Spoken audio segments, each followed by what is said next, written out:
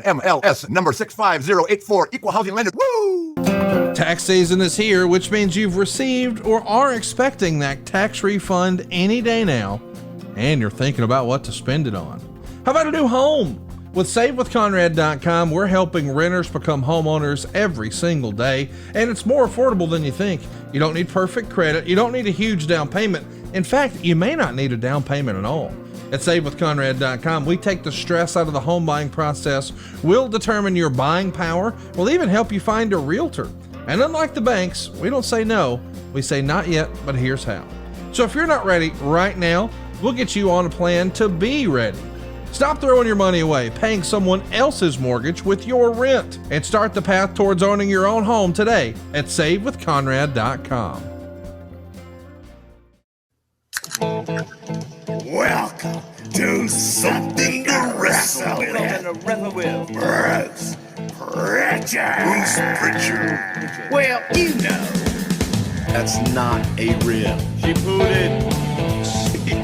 What a rib. No, yeah, but There's no box of gimmicks. Rumor and innuendo. I don't deal in rumor and innuendo. And was he there? I was there. I don't give a shit. I ain't scared of shit. I ain't scared of shit. Fuck him. Thank you, Bruce. I love you. double cheeseburger, double cheese, double mayo,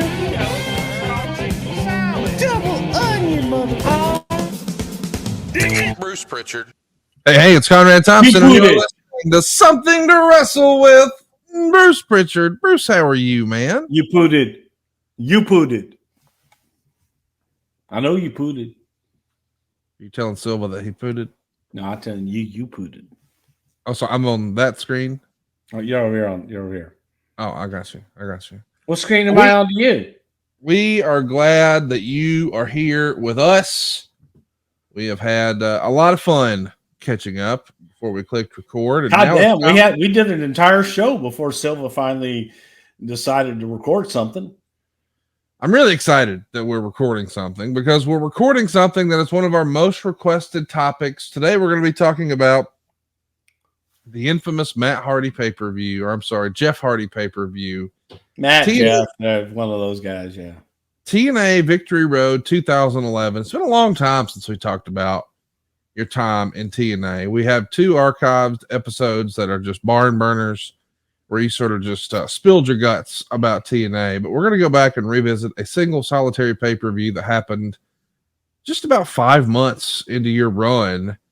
The previous pay-per-view prior to Victory Road was Against All Odds, and Jeff Hardy had retained the TNA World title over Mr. Anderson. Jeff Jarrett defeated Kurt Angle.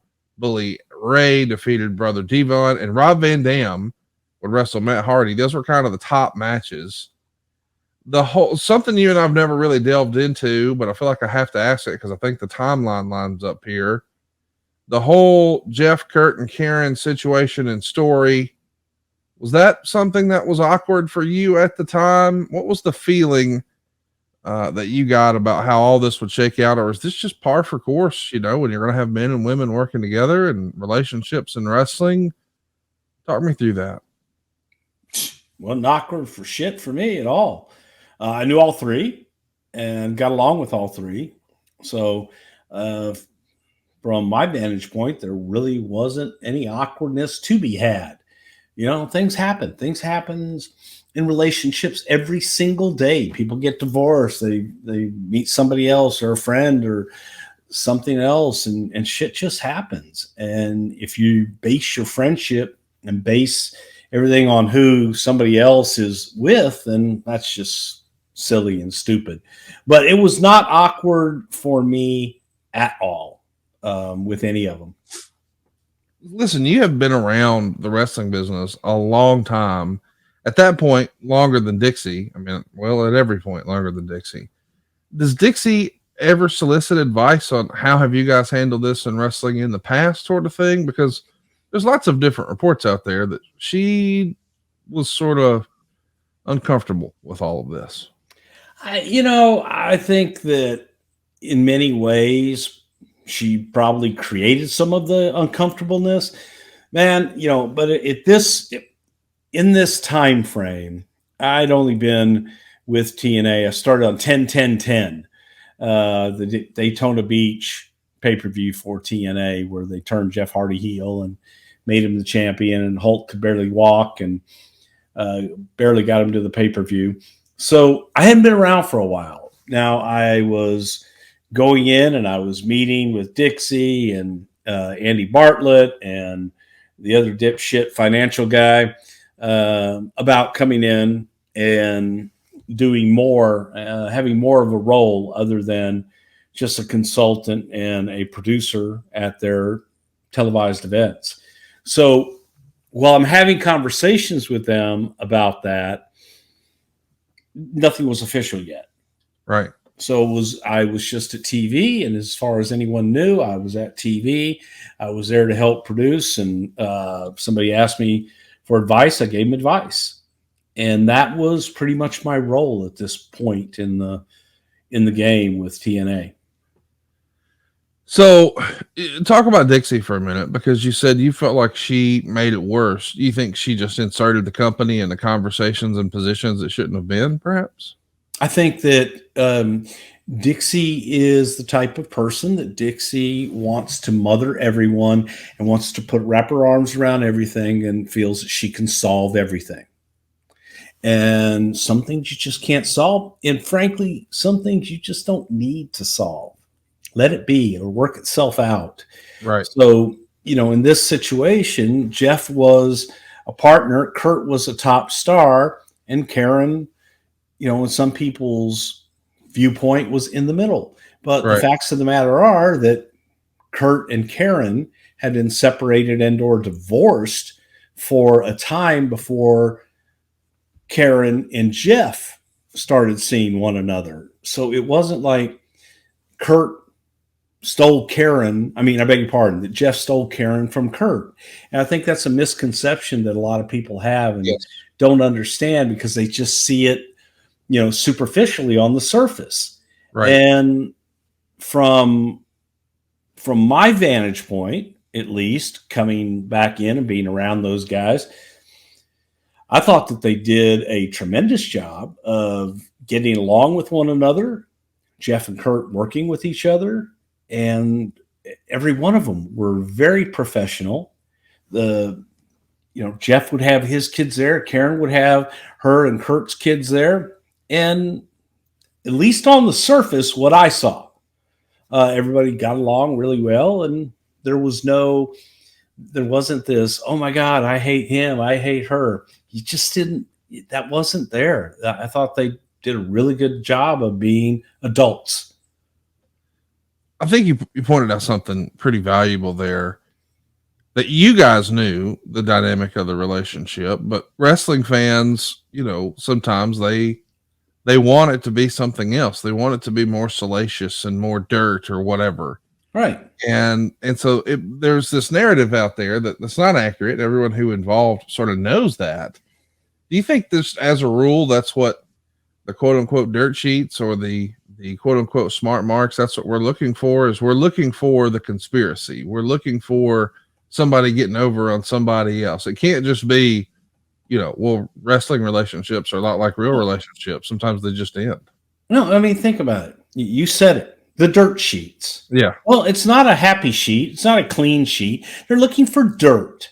Right. They're looking for controversy. And if they can't find any controversy, then they make it up and they create it.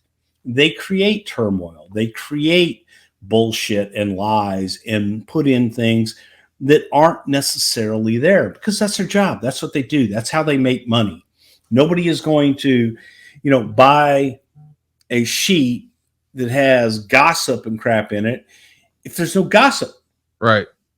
And if there's no dirt, well, God, I gotta make this up somehow. I gotta make this juicier. And I feel that's just what they did. And unfortunately, in some ways, there were times that Dixie would allow herself to feed in to those rumors and innuendo, and would allow herself to almost believe it. Oh my God, did this happen? Right. And I heard the folklore. I heard the tale of, oh, this happened, that happened, and everything. if it was as bad as everyone portrayed it to be, I think I would have seen some of that.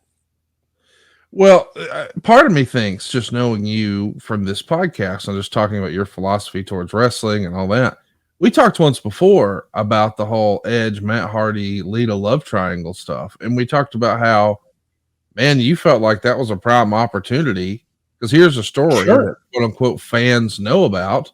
Why not lean into that? Why not leverage that? Why not, let's bring them this story.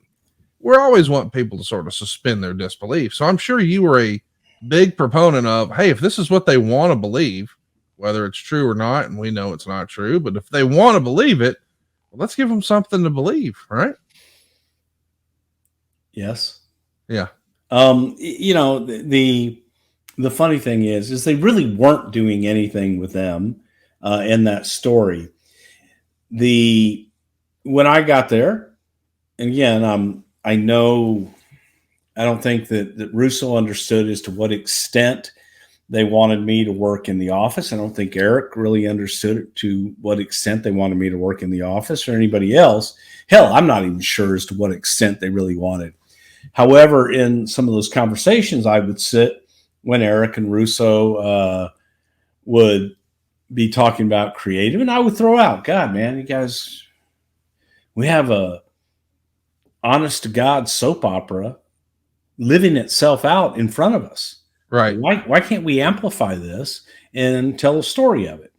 And I was told point blank, no, absolutely not under any circumstances, that Janice Carter had forbid it, that no one was ever to bring that up. I said, well, she's never said that to me. Wow, there you go. So let me try and let me pitch it maybe in a way that, I will say that I think that the way that I pitch things to people is different depending upon my audience. Right. And I have a completely different pitch approach than a Vince Russo, an Eric Bischoff, a Vince McMahon, or anybody else. So I was like, at least let me give it a try. And Eric was adamant, no, she won't go for it. Bischoff was adamant. Yes. But he was adamant because he had been told point blank by Janice, we're not doing that. Because Eric wanted to do it. Everybody wanted to do it. And my thing was I sat down with all three of them, different points, individually. And again, it's like the Eddie Guerrero stuff. You have to preface it with, I get it. This is real life. This is real life for your children. This is real life for you. You're picking your kids up from school. You have to live with this. So if you're uncomfortable in any way, I'm not going to take it any further. And all of them were, hey, if it's the right story, yeah, I'll work with anybody. I'll do whatever it is you need me to do. So, that was what I was going on. And eventually we got there. But how we got there was, I knew the edict that Janice had thrown down to Eric. So I knew that kind of Jeff was a little bit on the outs, but I believe Janice was looking to protect Kurt more than anything. And the kids. Really, she was looking to protect the kids. And I understood that. So the roundabout was Kurt, maybe you could talk to Janice. Let her know that you're completely fine with this. Let her know that you and Karen have discussed this and you're cool with Jeff and on down the line. And eventually, we got to that point where it became their idea. Right. And we were able to do a lot more. But I think that it always helps when you have a new voice from outside come in and suggest something where you go, oh, I've never heard that before. And I know those guys have been pitching it for a while. I know that they, had done some things with it, but they were on a short leash. And I just thought that we could get off that leash. Well, we're glad you did, and we're glad that everything's better these days. You know, it's got to be a challenge having a family dynamic that maybe isn't the original plan in any walk of life, but when you sort of play it out in front of the camera, there's other folks involved. I'm sure that can get a little sticky at times. But there was a little bit of that to go around in this era. Jeff Hardy had been the TNA champion, and this was a somewhat controversial move because he still had a pending case from his arrest back in September of 2009. Did you have any reservations creatively about, hey, let's put our title on that guy, we'll figure it out? I wasn't asked. That was my first date, 10-10-10. Yeah. That was my first TV coming in and meeting everyone, and that was the night that they put the championship on Jeff. I did ask the same questions. I'm like, is he good with everything? You know? Oh, he'll be fine. He'll be fine. It's okay. Okay. But I had no inside information. I had no way of knowing yay, nay, or indifferent whether or not where he was in that case. I got you. Well, we know that TNA is building to 2 shows here. A heavily promoted March 3rd Impact that's supposed to be taped February 24th in Fayetteville, North Carolina, which is going to incorporate Hulk Hogan's return to TV and the resolution of the courtroom angle between Hulk and Dixie, and also the Jarrett wedding ceremony, and then, of course, then Victory Road. And Eric has said a lot on 83 Weeks about the idea that TNA's biggest profit center was television rights. And he at times felt like it was a misstep for the company to not entertain, letting Spike own part of the program. That apparently that was a concern, or at least a question, after everything went down with the UFC like they did. Did you have a take on that? Do you think that was a misstep for Impact to not have for the Impact to not allow Spike to have ownership interest?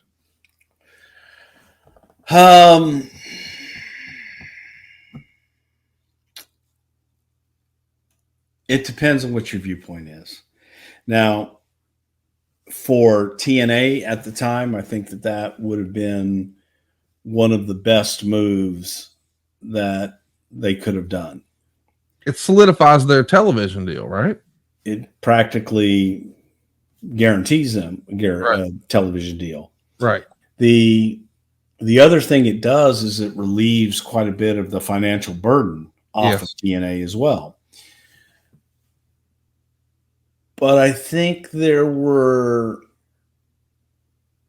dreams, if you will, that far exceeded that, that thought that they were the next coming of WWE. Yes. And that's just not reality. It was not even close to reality. Yeah.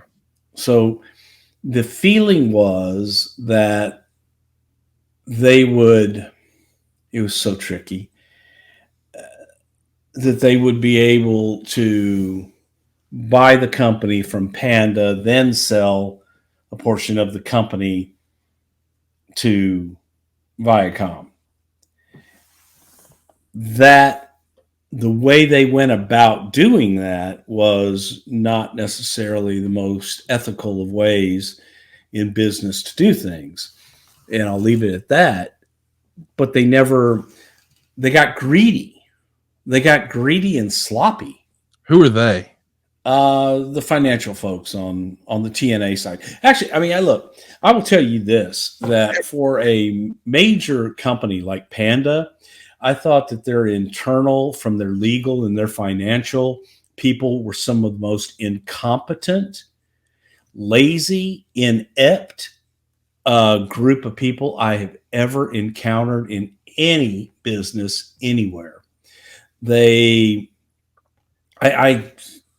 thank God that the old man knew what the hell he was doing in building power plants, because he was sharp. He was smart. And he made money just because he was good. He made money. He knew how to make money. Now, going from there with what you do with that money, and when he would let other people kind of run that, and the people that he had, every single, it felt like they had a new attorney every 3 months. The accounting person, they were horrible. They were just, there's no other way to describe it. They were absolutely horrible and embarrassing. And they should have been embarrassed as a company. And had they been truly honest with themselves, they would have realized it and corrected it. But I don't think they were interested in correcting it because Panda didn't like owning TNA. That was Dixie's thing. Daddy got Dixie her thing. Well, it wasn't a Panda thing. It truly wasn't a Panda deal.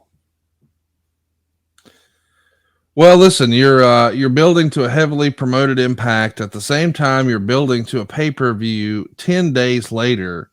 Creatively, how big of a challenge is that? Instead of just focusing on selling a pay-per-view, you're also really trying to push this TV show.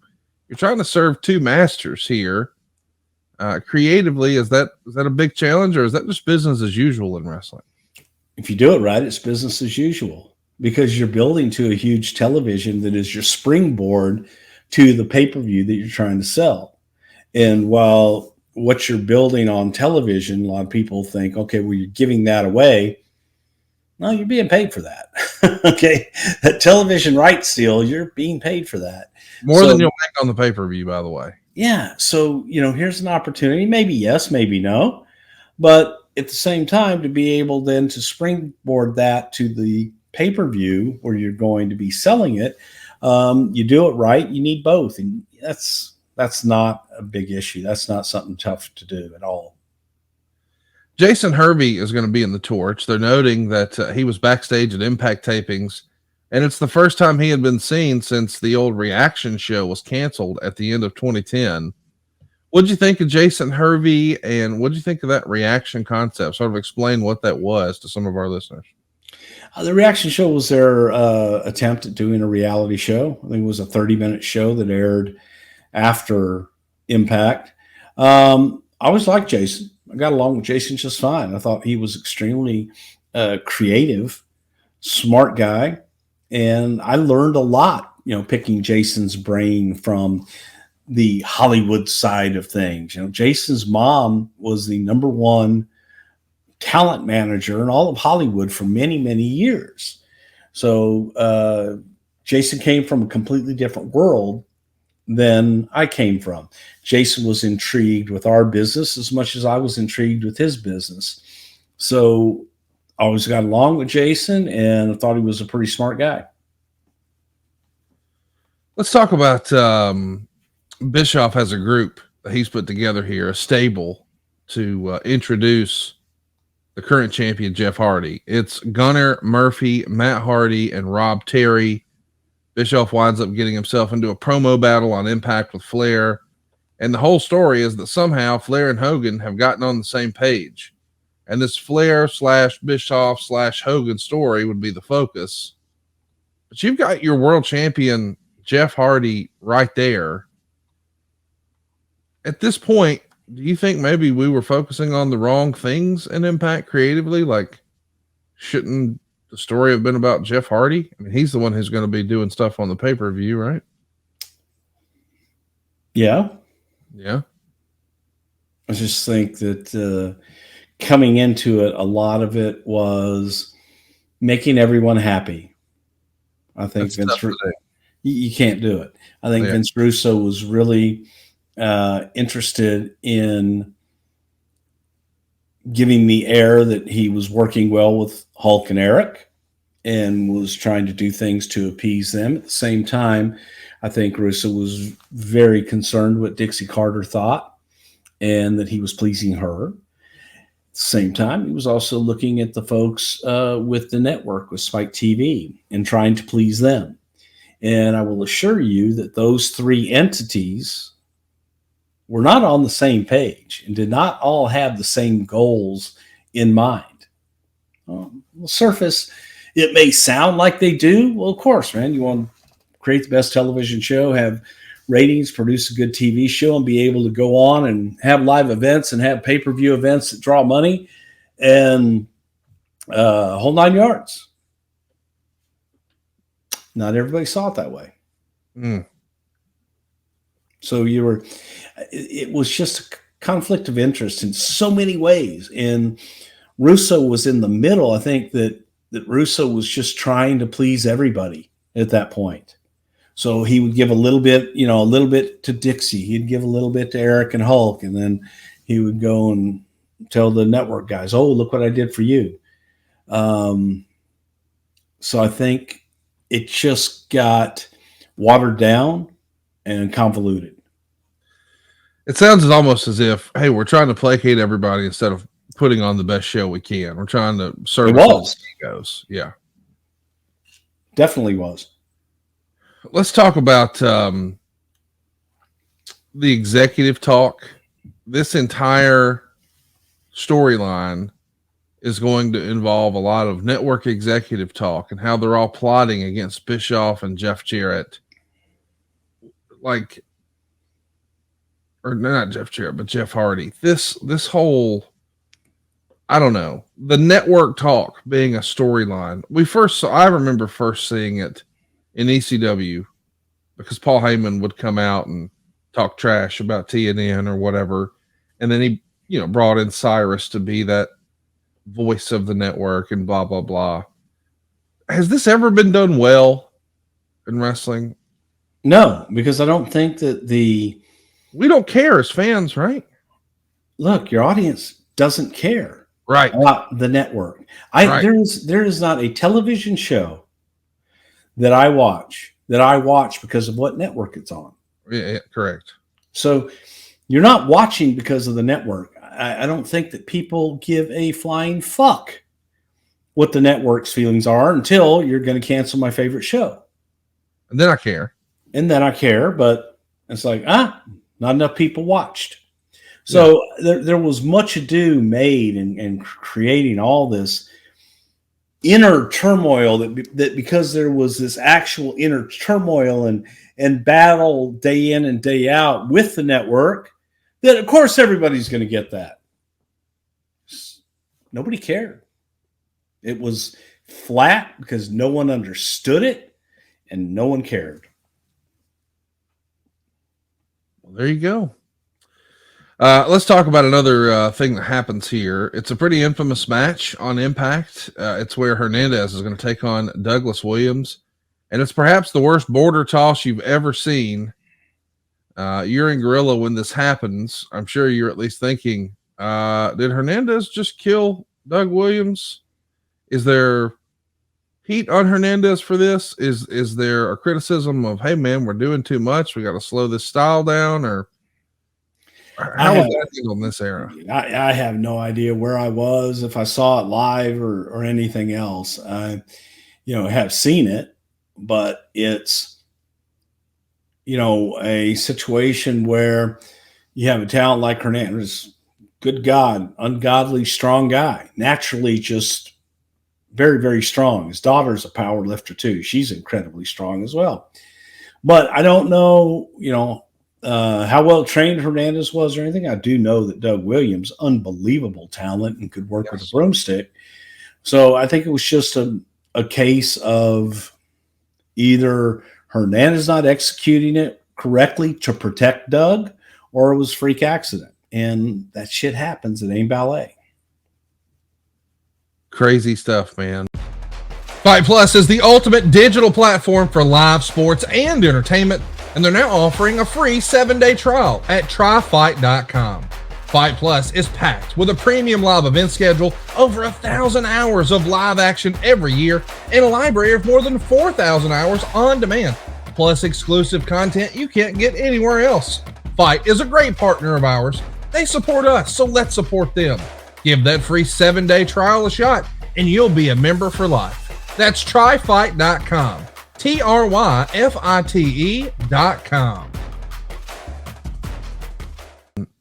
Ric Flair is going to turn heel in an Impact match where he's helping Matt Hardy get the win.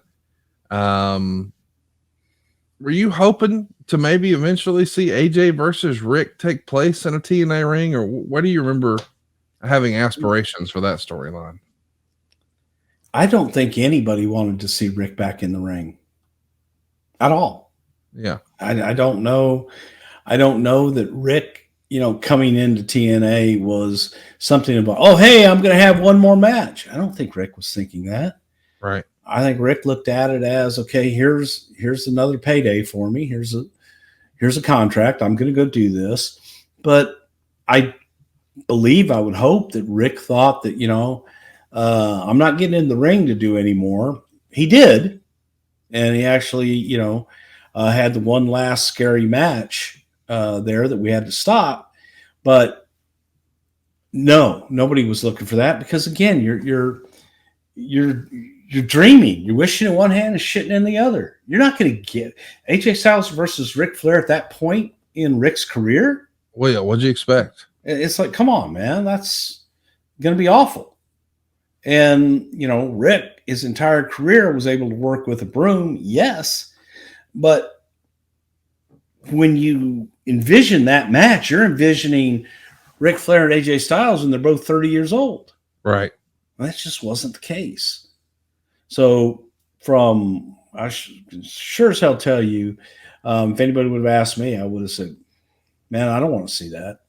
What I did want to see is wanted to see Rick helping AJ on the outside of the ring and be able to work with AJ every night that he could be out there and help him just get better because AJ was already great.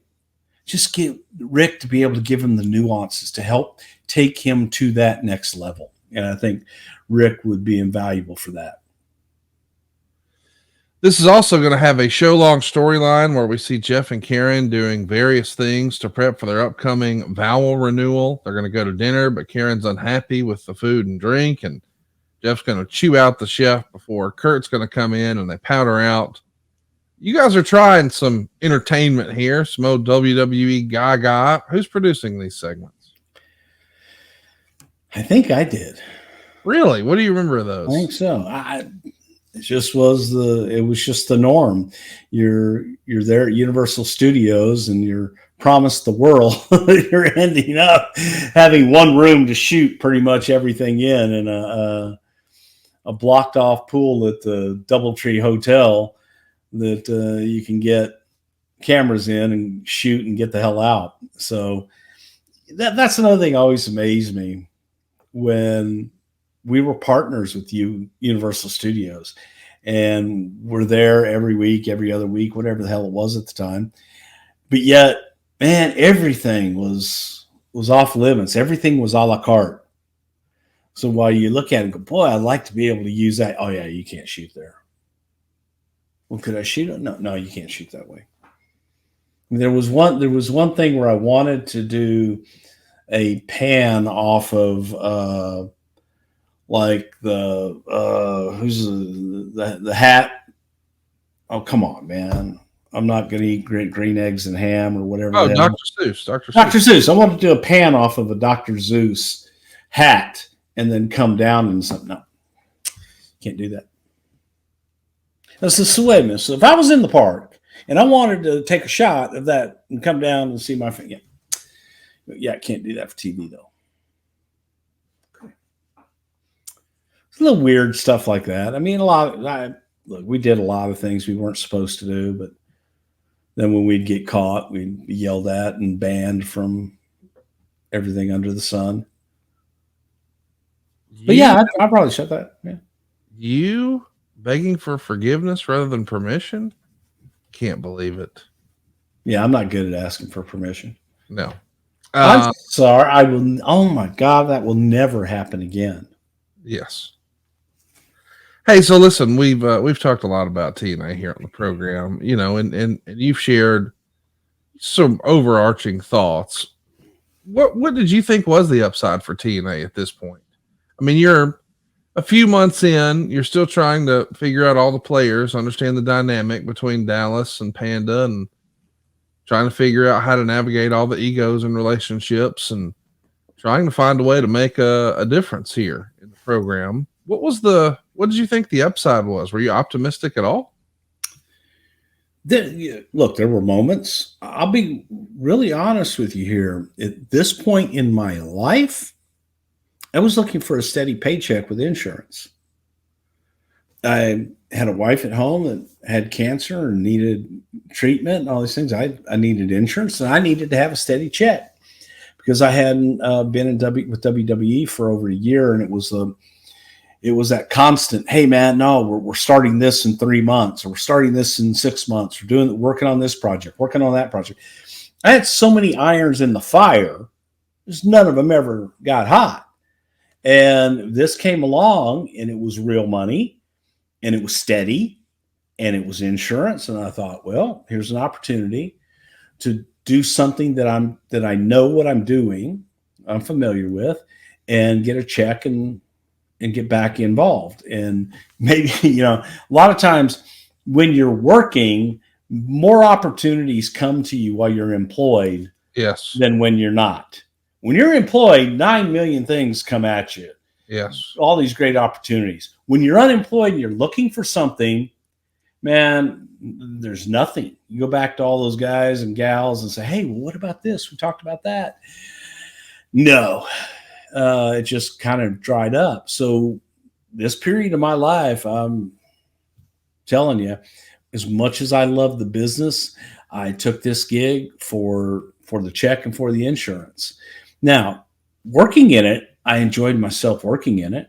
I did, because I still love the business. I love to do what I do. And you look at the opportunities that existed with that brand, with the TNA brand, and look at it and go, man, if we could just make some big cuts over here and refocused and repackaged in a different way, holy shit, you're never gonna go, oh, hey, we're the next WWE. That, no chance in hell that was ever going to happen or even come close.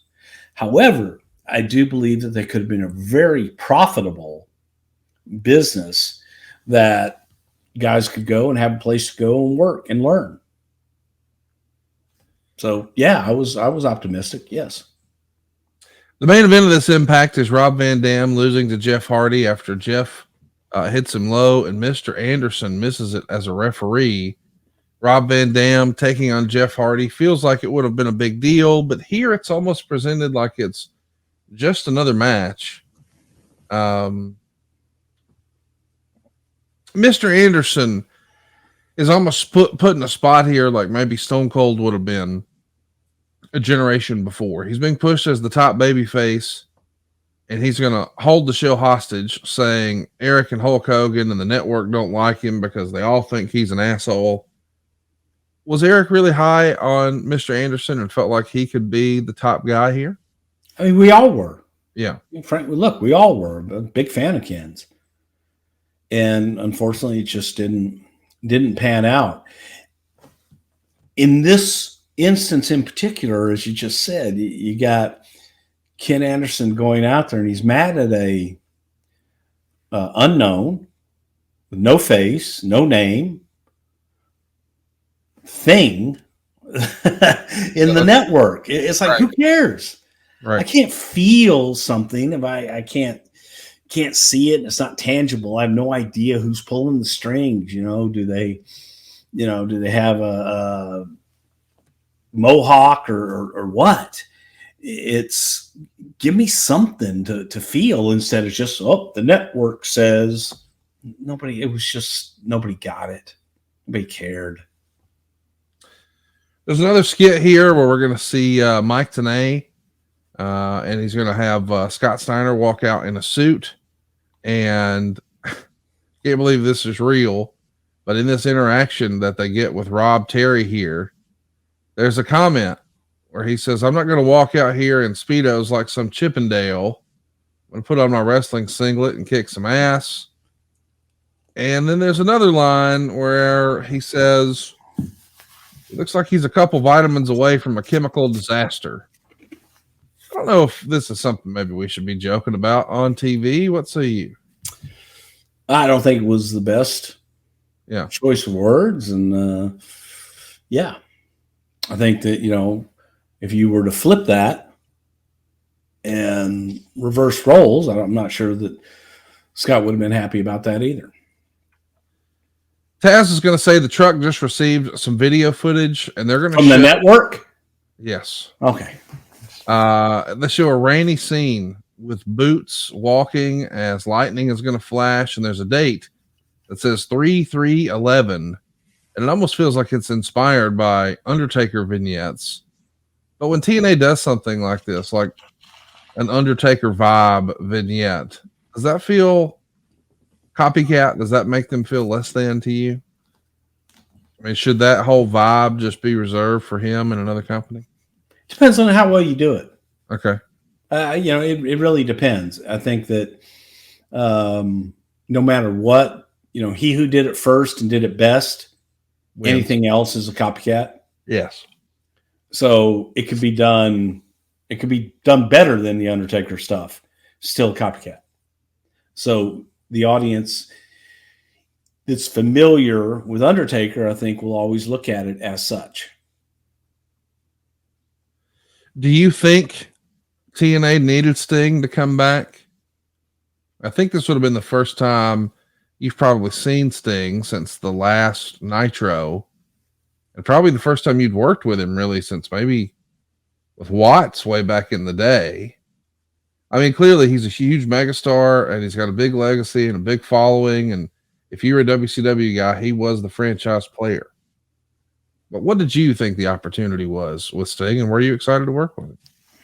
Oh, I was excited to work with Steve. Yes, I've always liked Sting from day one in his time in Mid-South, teaming with Hellwig. Steve was the good one, is right. Mike Hegstrand used to say. So, I always had a good relationship with him. I've been through a few different negotiations trying to bring him into the WWE over the years, and thought very highly of him. Do I think that TNA needed Sting at this point? I don't think they needed him. No, I think that when you looked at I'm putting into. At this point, I had no idea what the budget was. I had no idea what the contracts looked like. Right. But 3 months from now, I had access to all that. And if you were to have asked me if I knew then what I know now type situation, I would have gone, oh my God, no. Right. And in addition to that, I believe that this was during the time that Sting was negotiating with WWE. And I thought, man, you know what, dude, go make the money. Right. Go do it. Go get that moment in the sun. And this will always be here if you want to come back and do it. But I think there was a feeling, especially on Dixie's part, Dixie wanted Sting. Dixie wants, Dixie gets. Do you think Dixie felt like maybe she was, I don't know, one of the arbiters for Sting's legacy at this point? I mean, she liked the idea that he was like the last guy to not go. It was WCW and then them. And you think that was important to Dixie or no?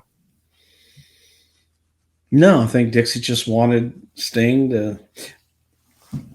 And I know I told you this story in the TNA episodes, but for Dixie's father and her brother, and to her to a lesser extent, they loved being able to go to the country club and say, hey, yeah, you see that Hulk Hogan, that Sting? Yeah, they work for me. I own them. They work for me. They love that. They love that aspect of it. So Sting had that cachet. Like Dixie could always point and go, yeah, Sting's TNA. Hulk Hogan's TNA. That they did more for TNA than TNA would ever do for them. Right. No doubt. Well, let's talk about somebody who maybe had a different experience. Angelina from the Jersey Shore appears at the TNA Impact tapings in Fayetteville, North Carolina, and the talent is told by the office that she did the appearance for exposure and was not paid. And of course, eventually word gets out. Nope, she got $7,000. This is a time where TNA is not just flush with cash. And I'm sure that probably upset some folks here or there. Are you having to hear about any of that? Are you dabbling in?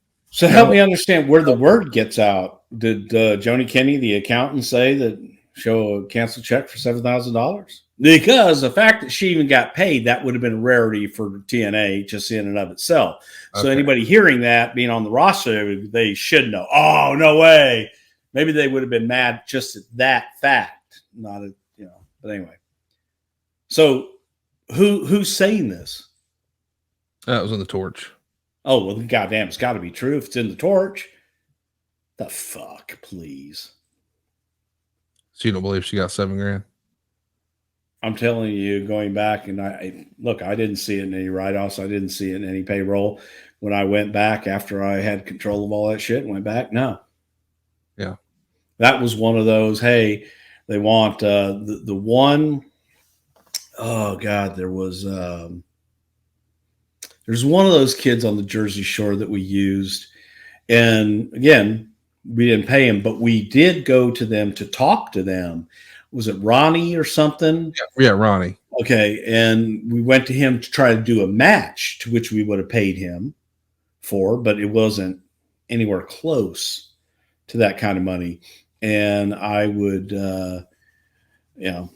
unless they, and they've had other books, unless they were other books that I just didn't see,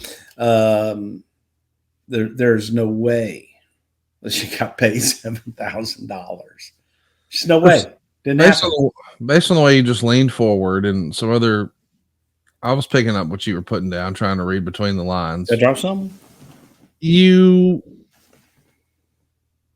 When did you know or have an inclination, or when did you guess that perhaps TNA was running multiple sets of books? Because that's been an allegation that has existed for a long time, and I don't have all the court documents in front of me, but all the wrangling once upon a time with Corgan and Dixie and then Anthem. I mean, it certainly feels as if, listen, some people have gone on record as saying, quote unquote, TNA cooked the books.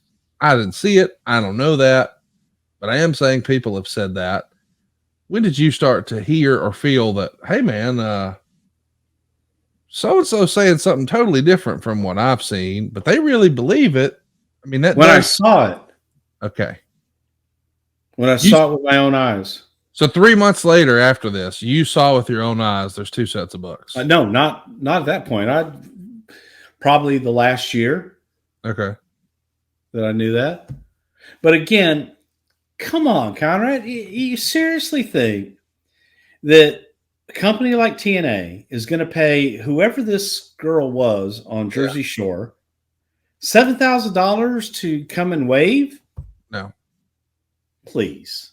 That's just some Mark in Minnesota writing down shit that this is how it starts. Somebody says, oh, you got to get my check this week. I bet they paid the Jersey Shore people to be there.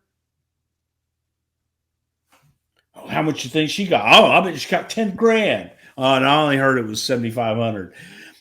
And then somebody picks it up, and then somebody runs with it, and then it becomes fact. Right. And that's just not the case. Johnny Fairplay, another reality star. He's backstage, and Wade would write he was looking for work. Any good Johnny Fairplay stories you can share with us? Not really. Not a lot of interaction with Johnny. The Torch would also say that Hulk Hogan returned to the Fayetteville taping. He was wearing a back brace due to his various back surgeries, but told people that he hasn't been dealing with as much pain as he has in the past. He noted on Twitter this past week that he would like to be back in the ring before the end of the year. I initially assumed he was just having some online fun, but a source reports that Hogan was actually talking backstage about returning to the ring at some point. That's all directly from the Torch. How was the Hulkster physically? Horrible. Absolutely horrible. At this point, I don't know how many back surgeries that Hulk had been through, but Hulk was not doing well physically. And, every surgeon that Hulk would go to was, this is it, man. This is the one. Here's what all the rest of them did incorrectly. Here's what we're going to do right and how it's going to fix you. And it just never, it just didn't take place, man. And it's a shame because brother was in a lot of pain.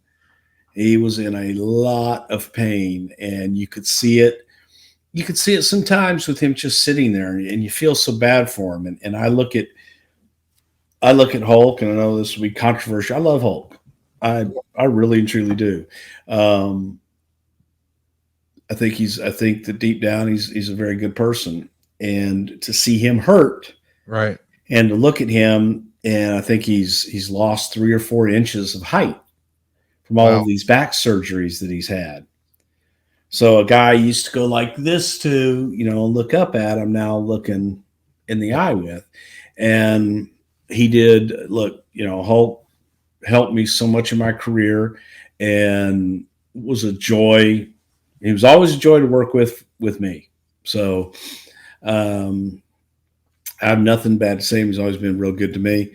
And it hurt. So with that, it hurt to see him hurt. Right. And it was difficult to just watch this guy that was able to do so much for so long. And anytime that you see an athlete and their career is shortened by an injury, and you want to remember, man, you go back and you want to remember those times when you just saw him tearing it up. And now it's not there anymore. So I felt bad for him because of the amount of pain that he was in. He's probably in a little more emotional pain when he finds out that his pal Jimmy Hart is leaving the company. He's going to return to WWE to help prepare for WrestleMania. That's according to the Torch. I'm sure that's a big deal to his old pal Hulk Hogan. This guy, he's like a professional ambassador. and he's Hulk Hogan's right-hand man and one of his longtime best friends. Is this a cost-cutting measure by TNA? How does Jimmy get away? Jimmy wanted to go. Okay. And I think they were happy to get him off the payroll, yes. But Jimmy had the opportunity to go back to WWE, and it's like, good for you, go. I think if Hulk had the opportunity to go back to WWE, he would have gone. Well, somebody who's not looking to leave is Eric Bischoff. At this point in time, he's going to be accepted. And if he had the opportunity, he would have gone too. But he's going to become the official executive producer within TNA. What all was Eric doing in this era, to the best of your recollection? So when I came in, Eric already was the executive producer prior to this. Eric was executive producer when I came in. Eric was the one that made the call to me and asked me if I had heat with Vince Russo. I said, not that I know of. Boy, was I wrong. But you did have heat with him. Yeah, I don't know why, but whatever. So Eric asked me if I'd be interested in coming back. Said Russo's going to give you a call. Russo called. We talked, and I came into work. But it was my understanding that Eric was executive producer at that time, and that was in October of the previous year. So Eric and Jason, their company, Bischoff Hervey Entertainment, BHE, they were the executive producers of the TNT show, or TNA show. Let's talk about Dixie here. She's going to go on a press tour to promote the big taping, and she even appears on the Total Nonstop podcast, which is hosted by Spike TV and current WWE contributor Peter Rosenberg and former writer Andrew Goldstein. How was Dixie at these things? Did you like when she would go out and promote this is her background, PR. Did you like her way of branding TNA? Look, man, I thought Dixie was good. Dixie was a great brand, a great brand ambassador. and it was her company. She wanted to be the face of it, and articulate, looked great on camera, and she was able, to hold her own. Not able to hold her own a lot of times when it got too hot, but she would also, had ways of getting out of that too. So, yeah, Dixie was good at that. She had this to say about going on the road. Quote, "We knew that it would be important to take Impact out and tour. And when I talk about running this company like a business, I don't put my head on the pillow every night thinking about staying in business and turning a profit and giving these great wrestlers and fans a company 10, 15, 20 years from now. And we have to make good business decisions. Touring is extremely expensive. It's extremely expensive to take a production crew like we have on the road for television. We have to be smart about it. Yes, we know it's critical. Yes, we know it's absolutely the next step in the evolution of TNA.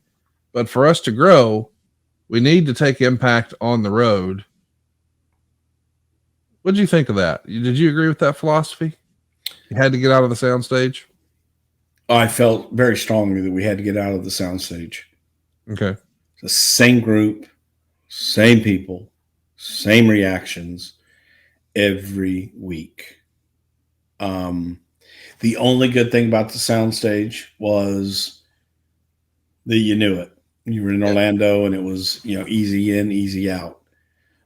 However, the product, you could only produce so good of a product out of that soundstage because the audience is such an important factor in any live television show. And it just didn't, El Succo. Another comment here from Dixie during this same interview when she is talking about being a television character. Quote, "It's something I never wanted to do, but I took a tremendous amount of pressure. It's pretty hard when someone looks at you and says, okay, if you can be a part of something that maybe makes an impact positively on the company, why would you not do that? I think the reason is I didn't know if I could do it, quite honestly. I think I've gone from absolutely not wanting to do it to it's more of just an evolution of me and how I've grown in this role since I first started." Is that the way you remember it? She didn't want to do it? Do you believe that? I don't know. Because when I came in, she was already a character. The rumor and innuendo, what I was told was that Dixie desperately wanted to do it. But I also was told that Russo desperately wanted Dixie to do it. And the feeling was that if Russo put Dixie on camera, that would appease her and make her feel like she was a part of it and have her be a character and keep her happy. So I heard both sides of it. I really don't know. I do think Dixie enjoyed being on camera and Dixie liked being a character. Let's talk about something else from the torch here. He would say as we're recapping what happened on 3/3/11. This is the big hyped show now from Fayetteville. The show opened with Jeremy Borash introducing Dixie Carter. Carter got weepy in that fake, bad acting, forced way, like every other amateur overextending themselves, that she loves the fans. She acted very sad as she began to explain the court ruling situation. Eric Bischoff's music interrupts. Taz tells Tenay it doesn't seem as if the ruling went her way. And Bischoff leads down Matt Hardy, Gunnar, Murphy, Rob Terry, and Ric Flair to the ring. Bischoff told Dixie he's learned so much from her. He said she has one massive set of balls, even though she's a woman in a man's world. And Flair asked if she's beginning to understand where she is, Flair country. Flair said they could have avoided all of this if she would have accepted his room key for a year-long ride. Instead, she's chosen to communicate with fans online, trying to get them to love her. Quote, "What does that get you off? We get them off. They don't get us off." Then Flair introduces Hulk Hogan. Eventually, Hogan comes out, says he's 100% in control of TNA. Dixie starts to cry because she's unemployed. Hogan says he and Bischoff used her to get back into control of a wrestling company. And eventually, Dixie sides with Fortune. It's a square off between the two groups. I guess the idea is we want to have some of the older talent help rub up against the younger talent. But this is a lot of gaga that, as a wrestling fan, I don't know why I should care or have sympathy for Dixie Carter. I don't get it, Bruce. You're not alone. I think that's a good explanation. I just don't get it. Yeah. I don't know what it did. I don't know. It was, all about the swerve, bro. And when people don't understand what the swerve is, it's not as effective. Right. Like, what? When you're asking your question, what the hell just happened versus, oh my God, I can't believe that happened. Right. That's different. It's a lot different. And I think people were going, what's going on? And wondering in that way versus the good way that you want people being invested in the creative and being invested in your product. This is all just a little, I don't know. It just lowbrow. Like the whole anonymous Raw GM thing started in 2010. And now a year later here in 2011, Bischoff, who's in the ring saying, I'm 100% in control.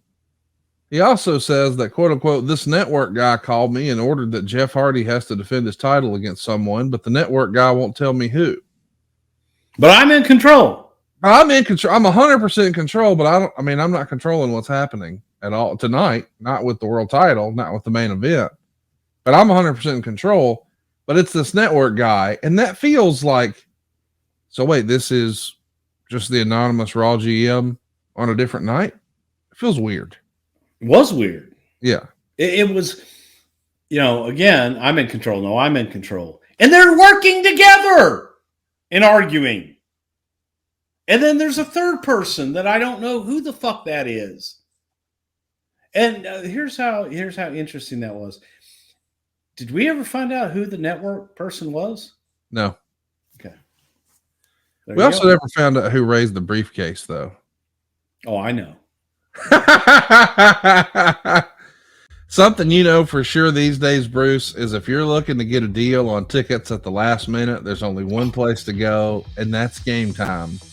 You see, we believe that buying tickets to your favorite events shouldn't be stressful. And Game Time is the fast and easy way to buy tickets for everything you're looking for. Seriously, all the sports, the music, the comedy, the theater, and they've got killer last-minute deals on tickets. But maybe my favorite thing is the best price guarantee. Let me explain. The Game Time guarantee means you'll always get the best price. Meaning if you find tickets in the same section, the same row for less money, Game Time will credit you 110% of the difference. Think about that. I also like that they eliminate all the guesswork. We've all looked at one of those seat maps before and said, was that a good seat? I'm not sure.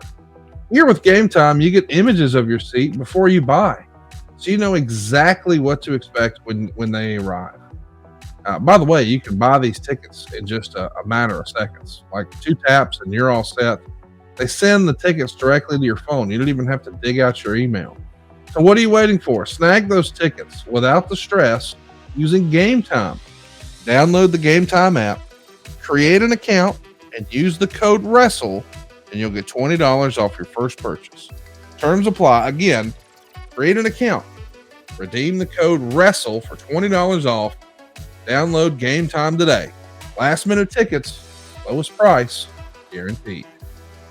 And the best time to use Game Time is, as you said, when you're not prepared to be off, but then all of a sudden you are off and you've got nothing to do, but you also know that your favorite band is performing in town. Damn it, I didn't get tickets because I just didn't think I was going to be able to make it. Use Game Time then. Use our promo code WRESTLE. Save yourself some money, and it's just the best way to go because Lord knows I can't plan anything. Don't stress. Get that Game Time app. Use that promo code WRESTLE. Get yourself $20. Hey, so let's talk about Ric Flair. He is going to be asking Jeff Jarrett about his honeymoon plans with Karen. And Jeff says he's going to take Karen and the kids to Harry Potter at Universal Studios. Flair says something like, why don't you just bring your mother-in-law too and kill yourself?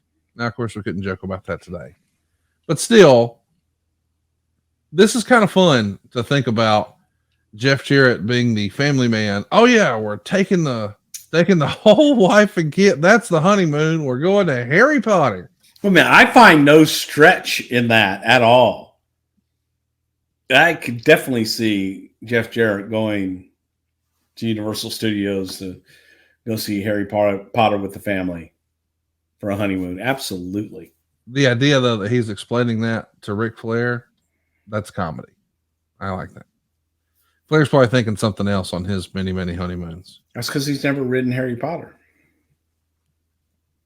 Well, there was that time in Topeka. No. The big wedding ceremony. Oh, yeah. Harry Potter. Yeah. She was a hell of a hand back in the day.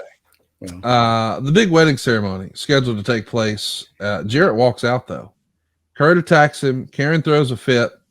So Angle throws her face first into the cake. Listen, wrestling weddings are always ratings. It's a little silly, but I think was this a trend that really started, wrestling weddings being ratings? Did this start way back in the early days of Superstars with Vince or Primetime Wrestling? Or? No, God, this started many, God, in the 50s and shit with top stars getting married and everything. Sometimes they were legit weddings. Really? People came to see, public wedding always going to get people excited and want to see that. But, the one, the first national wrestling one I remember was Butcher Vachon. Paul there Vachon. you go. Yeah. That was interesting. Then Uncle Elmer on national television. Huge. And Jesse Ventura's great line of it looks like they're carp gnawing on a same piece of corn. Yeah. Classy stuff. That's real nice stuff there. Flair and Bart Scott are going to walk up to Kurt Angle backstage and tell him that he's going to be on the cover of the New York Times for getting his ass kicked by a New York Jet. Scott walks up to Angle and says, "You're a lot smaller in person." What are we doing? Why would we have an NFL football player approach one of your top guys and say, "Boy, you're a lot smaller in person"? Because, oh my God, we have a big football player on the TV. Isn't this great? It's an outside star. They were heavily enamored with anybody from the outside world. You think? They would agree to be on the show. I mean, you just admitted. we paid him like $272,000. I was going to say, if it's $7,000 for Jersey Shore, yeah, it was $272. And all the tacos he could eat at Taco Tuesday. From the torch here, Karen still had the icing on her face as she and Jeff exchanged renewed vows in the ring. Angle stood near and smiled as Karen and Jeff took thinly veiled shots at Angle's performance as a father and husband in bed. And Jarrett told Karen she's the wind beneath his wings. And Karen said Jeff completes her. And Eric produced the the ring out of his tennis shoe. And the actual wrestling ring clears when Kurt pulls an axe out once the vows are complete. An axe. Bischoff sends Bart Scott down to the ring to get Angle. Eventually, Angle puts him in an ankle lock. But my goodness, is this from the, hey, there was a movie, so I married an axe murderer. We'll just bring in, what are we doing here? Bro, I couldn't tell you. Couldn't tell you. It was kind of every cliche and every bad moment you can imagine. We did it. We're finally here for the main event. Jeff's going to come out to defend his TNA title against this mystery opponent that was set up by the network. On the big screen, we get the big 3-3-11 number shown. There's a lot of lightning. And then they hit Sting's video and music, and it gets a big pop. Sting comes out wearing a colorful new ring coat and new wrestling gear. And as he's walking down the ramp, a technical glitch happens. There's a backstage video of the knockouts shown on the big screen for a few seconds. Yes, this happened. Wade would say Sting looked to be in better shape than he's looked in the last year or so. They had a match that was about what you'd expect from the two of them. Sting wins clean after a couple of Scorpion death drops, and he's going to celebrate in the ring for a few minutes after the match. As he's walking down the production snafu, everybody's got to be frustrated, huh? Shit happens. That's all you can say to that. Shit happens. But by God, Sting was tan. Oh, listen to you. He looked good, man. Tan, nice. Yeah.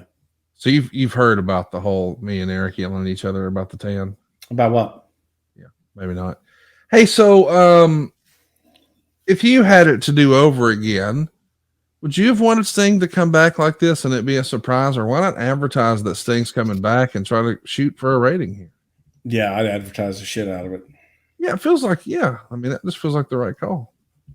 Yeah, but again, look, it's free and it's a good bonus and it's a good surprise. But again, that's just a difference in philosophy. It's good to have surprises sometimes too.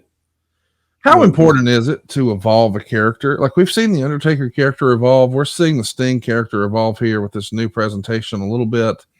I mean, it's not super drastic, but it's a little evolution here. And we know he's going to try Joker Sting and lots of other different things. But then I think there's probably also something to be said about, hey, he was the same, and that's what people want. They want it the way they remember it.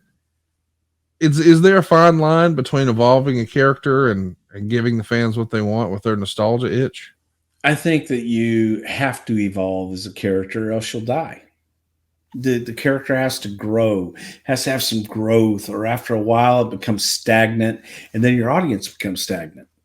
So yeah, you need to freshen it up all the time. Next up, we should be talking about the rating. It does a 1.25. It's down from the previous week of 1.37. So just like you said, maybe you should have promoted Sting just a little bit. And then Sting is going to appear on the Go Home Impact, still with Jeff Hardy's styled TNA title. What'd you think of that Jeff Hardy version of the world title? Certainly they had tried it a few years prior with the spinner belt and John Cena. Now we're trying that on the TNA side. I know he's a big merch mover, but as a belt guy, this is maybe my least favorite world title design of all time. Well, this wasn't something that we planned on doing. This was something Jeff did. Okay. This was not a company, we're going to change the title to this for Jeff. It was never discussed, never done. And I saw it for the first time. Eric and I both saw it together for the first time when Jeff unveiled it. It was like, what the fuck? Is that the new championship belt? And Eric didn't know anything about it. It was something that Jeff had done that he wanted to wear. I think Russo knew about it. But it's like, I don't know. I'm never a fan. You have the championship. The championship means something. Right. And you have the customized side plates and things of that nature, the nameplate, whatever.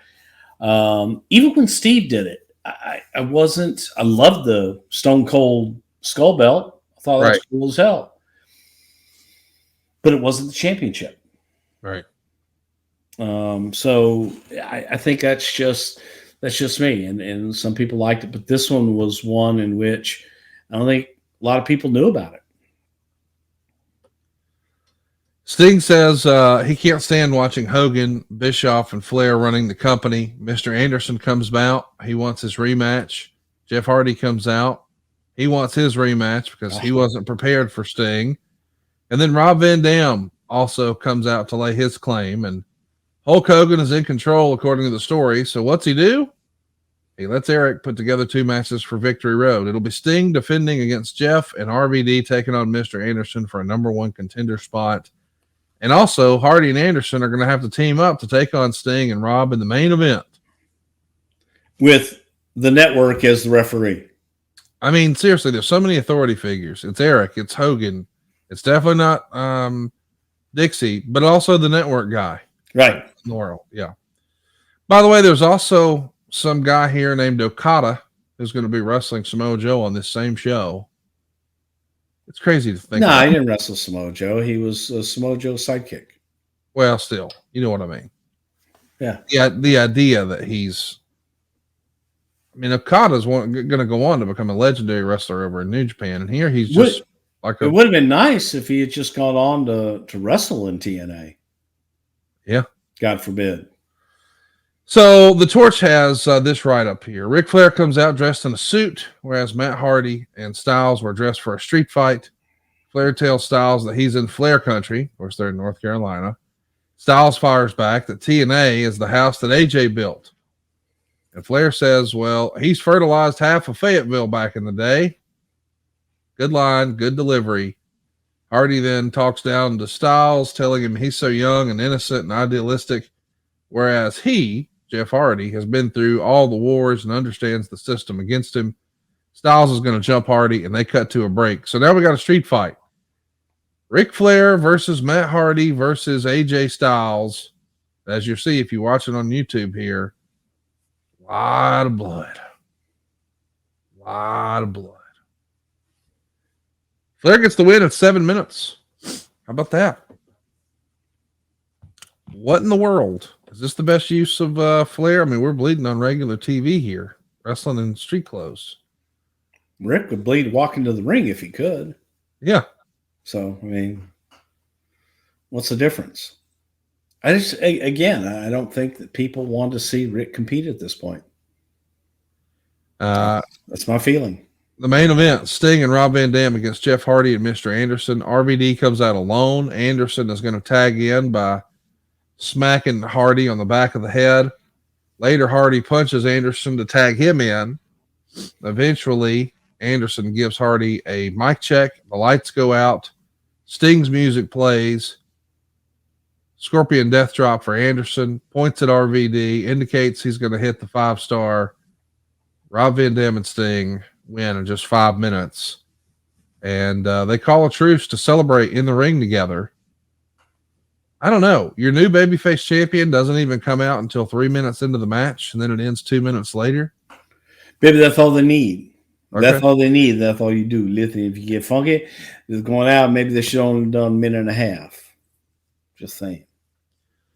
Well, the show that we're about to talk about, this pay-per-view, gets 10,000 buys. 10,000. Yeah, probably they were happy about that. It's up from the previous month of 8,000. Why don't you think TNA's fan base ever bought the pay-per-views? Well, I think that, look, TNA had a wonderful opportunity to create from a groundswell, and no matter what you do, and there's no right or wrong way to do it, but there does reach a time where it's all, well, it's just WWE talent that don't work there anymore. And that's how the fans perceive it. There were homegrown talent like AJ Styles and the audience, that TNA audience, they were loyal. They loved them. I just don't know that TNA itself was capable of growing beyond that at this point in time. You know what I mean? Yeah. I don't know that they knew. They talked about it. They talked about, if we could do this or we could do that. Imagine. Well, there's only one way you're going to do it. Go out and do it. Right. And, through my years here, it's, Vince says, okay, hey, we're going to go and run Pontiac Silverdome, and tells everybody in a meeting, we're going to run it and we're going to sell it out. What's the attraction? I'll come up with it. And, that's legendary. I wasn't there at the time, but I remember everybody telling me that. And I asked him about it one day. He goes, well, I don't want to run a half-filled stadium. So the charge was sell it out. And that's the mindset. There's that mindset, and then there's, wouldn't it be wonderful if we could? Right. There was a bit of anticipation and trepidation about taking the television show on the road because they couldn't sell more than 500 to 1,000 tickets for a live event. What would make us think they were going to sell that on a television taping? Right. So they just, we're not going to run that. We're not going to do anything bigger than that. And then, there was a place in Austin, Texas that we ran, and it's about 1,000-seat hall. Did maybe 400 people. And I was like, wow, this is embarrassing. So we should be able to fill a 1,000-seat hall. And the response was, yeah, but we did $24 per head merch. Right. Yeah, but that's only with 300 people. Right. Give me $12 per head with 1,000. Yeah, but that was kind of the mentality. It was, if they couldn't do it there, they made up for it by saying, yes, but I sold more DVDs that night in history of that building. Well, it's the first time we've run there. And when you go, DVDs $1 tonight. Come on. I just think that they were content doing what they were doing, and no one had really done more than that. The people that were making those decisions, in many ways, had just never done it. So they didn't know what to do. They knew how to book the small buildings and how to buy a marketing package and say, hey, promote us good. Well, do you need somebody to do some phoners for you? No one really knew how to promote. No one really knew how to go out and just garner excitement in the marketplace to get people to get up off their asses, get in their cars, come down, pay money, and come in to see a live event. And I just think that they were their own worst enemies in that regard.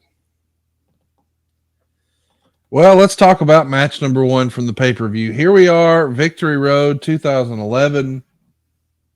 Tommy Dreamer going to open the show against Brother Ray.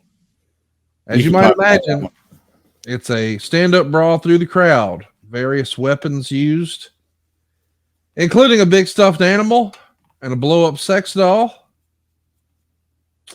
Wade would say it reminds me too much of those WCW Uncensored debacles. Eventually, after about 10 minutes or so, Bully Ray is in control, and he's going to call for Devon. Devon's sons walk out, one of them in a neck brace. Ray calls him up into the ring, and Devon enters the ring from behind, surprises Ray with a 3D with Dreamer's help, and they score the pin here. Tommy Dreamer is victorious. Wade would say these stand-up weapons brawls as opening match novelties just feels dated. But in the context of TNA, it's relatively harmless as the crowd tends to wake up when the wrestlers are using this approach. And it's basically the only way to use Dreamer. 1 star. I mean, don't get me wrong. This would have been something everybody was really excited about 10 years prior. But at this point, was let's start the show with a weapons match and do an ECW style. Was there still an audience for it, do you think, in 2011? I do not think so. I just don't. You got to go somewhere.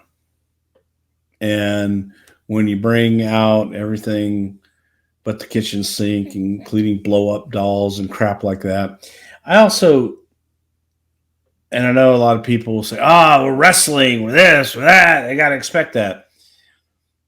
You do get a much larger audience when you're a parent, you're going to bring the whole family. Right. But I don't want to bring my kids to watch somebody with a blow-up doll in the ring. I don't want to bring them and have them watch somebody bleed all over everything. Right. It's just, I think that our world was a little more sophisticated than that. But I could be wrong. I don't think you're wrong. Let's talk about the next match here. It's the ladies. It's the TNA Knockouts tag title match. It's Sarita and Rosita taking on Angelina Love and Winter. It only gets half a star. They don't get a ton of time. It's under 5 minutes. Wade would say terrible timing on the finish to the point of being really embarrassing. Sky was late arriving, yanking the knockout tag belt away from Rosita as she stood aiming it at Winter for what felt like an eternity without swinging it. Rosita turns around and protested Sky's interference. That gave Winter an opening to roll up Rosita, but Sarita reverses the roll up, and the ref was very late getting back in the ring, and he counted 3. The worst of the final minutes of a match I've seen in a long time. Just poorly timed and therefore really contrived looking. Taz said, a lot of moving parts. That's his way of saying bowling shoe ugly. Man, listen, you guys did awesome in the ratings with these ladies, but oftentimes the matches just didn't live up to what you would have hoped for on a paper. Then the damn bell would have to ring. Yeah. Was there, I mean, it's not to say you didn't have talented ladies here. Did we not have the right agent? Did we not have the right management? Did we not have the right producers? What was missing? I'm sorry. I do disagree with you as far as the way that the knockouts were used at that time. I can never remember. I really can't. I can't remember. Oh my God, that was a great match. That was just unbelievable. Well, no, and I don't think that and I don't know it's any of their fault. I just don't think that they were ever properly trained, right, or ever had the opportunity to hone their skills more, to be able to work every night, to be able to get out there and learn in front of people. There wasn't that opportunity for them, so it's not all their fault. At the same time, there were schools, there were places for them to work. There's a ring set up in the studio all day long they could be getting in and trying to hone their skills. So I believe that a lot of the knockouts were just catered to and told how great they were all the time. And I don't think that they were all that great. I think that they all needed work and felt that they didn't. I think that was probably the biggest issue that I had. Next up, we get a skit. Jeff Jarrett showing Karen a great time on these amusement rides in Universal Studios. She's dressed like she's going for a royal ball, not hanging out at an amusement park with the kids, but I'm sure you had some fun shooting them. Anything stand out besides it was really tough to move around the park? Yeah, because, again, everything was, and bless her heart, Bernie, who was our representative from Universal Studios, she did great, and she would help us along. But yeah, you're just a little bit handcuffed and can only do things in the entrance and the exit and on the side of the building and things of that nature. So, but the great thing about being adjacent to Universal and Bernie, as I mentioned before, is whenever a new ride would open or a new attraction, she would always come and get Al Snow and myself. And Al and I, she would get like the little go-kart and we'd ride behind Universal Studios and go to the back and sneak in the back door and go see all the new rides and attractions. I loved it. So that part was fun. That was a perk of being at Universal Studios. But again, these were just typical, good, entertaining things with Jeff and Karen. Next up, we've got Hernandez and Matt Morgan, and this time it's First Blood. It gets 1.5 stars in the torch. They have a quote-unquote plant run in the ring. The ref tackles him. Morgan helps kick him out of the ring. The original ref was down, so Jackson James runs out to replace him. Of course, we know that's really Garrett Bischoff. Meanwhile, Morgan steals a chain from Hernandez, knocks him out. The camera zooms in on Hernandez fumbling with a white towel. It appears like he was looking for a blade. Instead, though, when he got up, it sprayed a blood-like substance all over Morgan's chest. Morgan looked a bit confused, but it set up more offense for Hernandez. The ref returns to the ring, sees blood all over Morgan's chest, so he awards Hernandez the match. And as Hernandez celebrates at ringside, it was clear he had wiped blood from a cut on his forehead. My goodness, what in the world are we doing with this? What's wrong with that? You like that finish? I actually like that finish. Yeah, it's a clever finish. All righty. Well, I mean, then get his head busted open and pour blood-like substance. We used that in Bill Watts' territory one time. The blood-like substance? Actually used the blood from our own head and wiped it on somebody else and turned. Referee went and looked there and was like, okay, you're bleeding. You're out. 1, 2, yeah. Boom. It's sophisticated. Let's see how sophisticated this Ultimate X match is. It's Kaz versus Jeremy Buck versus Max Buck versus Robbie E. It's an Ultimate X match. 2 3/4 stars. Wade would say, enough athletic spots to make an above average concept match, but barely. What did you think of the Ultimate X match? Did you like that stipulation? What do you think? No, I think you hated every bit of it. Not a fan at all. Yeah. Well, okay, but here's the thing. Tell me what the X Division was. It's not about weight limits. It's about no limits. That's what I remember hearing. What the fuck's that mean? Well, it's just something I've heard Jeff say, so I just repeated it. But so it means nothing. Bischoff feels the same way. We've had the same discussion, so you guys were aligned on absolutely nothing. Yeah, and I just was like, oh, but we have the X Division. Okay, what does that mean? Define it for me. Is it only guys 5'2" and under? Well, that's rude. No, I'm asking a serious question. What makes that division different than any other division? Are they all 6'9" and over? Are they all under 140 pounds? What makes the X Division? Did you ever try to do this with Jeff and him? Oh, yes. And I bet he would say, what's the difference, your mama? Because there's not really an answer, right? No, there's not. It's kind of like the King of the Hill match. King of the Mountain match? Whatever the fuck it is. The stupid fucking match on God's green earth. I love it that you called it the King of the... Because every time I think of that match now, I'm going to think of Dang Dole Boomhauer, man. It's the King of the Hill match. I love it. I don't know what you just said. King of the Hill? Hank Hill? Hank Hill. Hank Hill. Yeah. Yeah, I don't know. Anyway. Listen, you got some really talented folks in here. Robbie E., who I think is still with you guys in NXT doing his thing. And Kaz, of course, we know he's back with Impact, betting on himself. Hey, whatever happened to those Buck boys, Jeremy and Max? I don't even after their release. And I gave it to them. You're really proud of that one, aren't you? What? That they wished to be let go, and you granted their wish. Absolutely. I was happy for them. Like a genie that day, just granting wishes. There you go. That's what I do.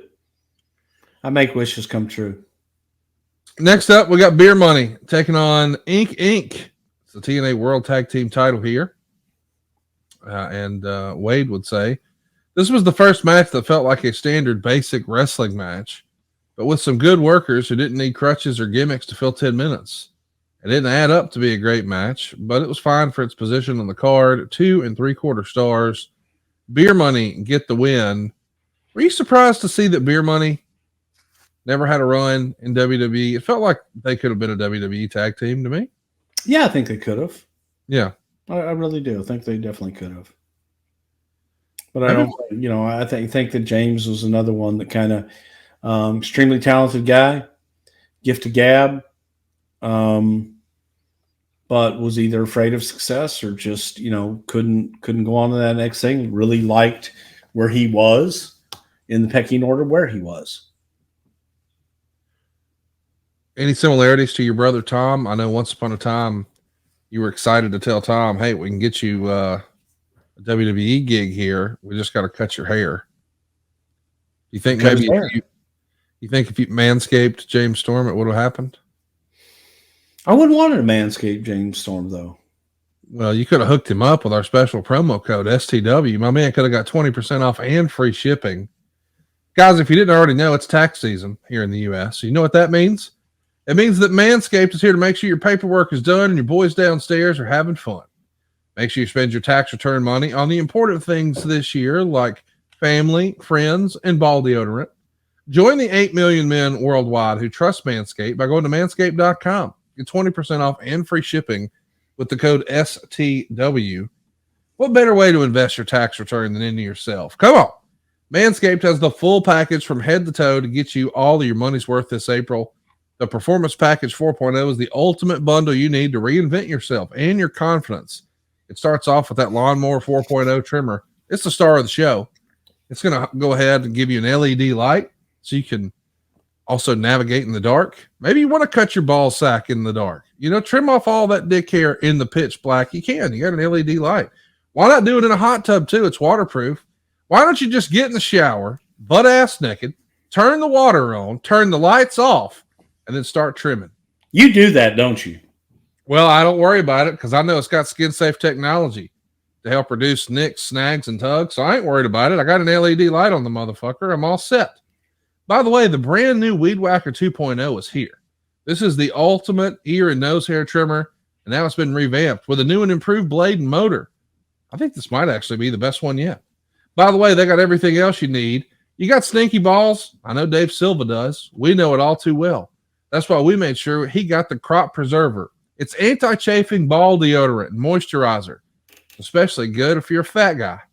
By the way, the Crop Reviver, spray-on toner for your balls. That's what Tony Schiavone used to get back on TV 5 years ago. It's a whole thing.